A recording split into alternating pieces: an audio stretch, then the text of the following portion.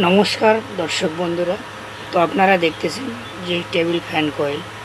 তো আমরা ঠিক এরকমভাবে 4টি কয়েল এখানে দেখতে পাচ্ছেন, 1 2 3 4, 4টি কয়েল বেঁধে রেখেছি। এই 4টি কয়েল কিভাবে বসে সে সম্পর্কে আপনাদেরকে আমি এখন এখানে দেখাবো। দেখতে পাচ্ছেন যে এটা এই দিক থেকে আমাদের প্লগের দিকে যেমন ঘুরতেছে, ঠিক তো অন্য স্লোটে গিয়ে কিন্তু এটা ঠিক এভাবে এন্টি ক্লকের দিকে ঘুরবে।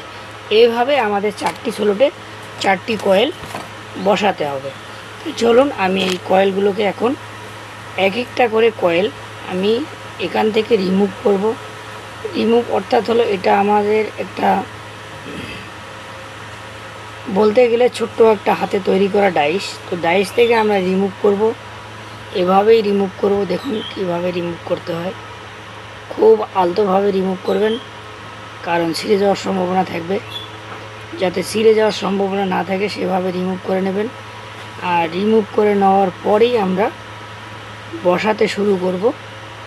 তো অনেকে আগে রিমুভ করে নিয়ে রাখেন, আমি রিমুভ আগে করিনি, কারণ আমি এখনই শুরু করলাম এবং এখনই কাজটাকে আপনাদের সামনে উপস্থাপন করব। একদম যেভাবে লাইভ করা হয় সেভাবেই উপস্থাপন করব, সেজন্য আমি আগে থেকে রিমুভ করিনি।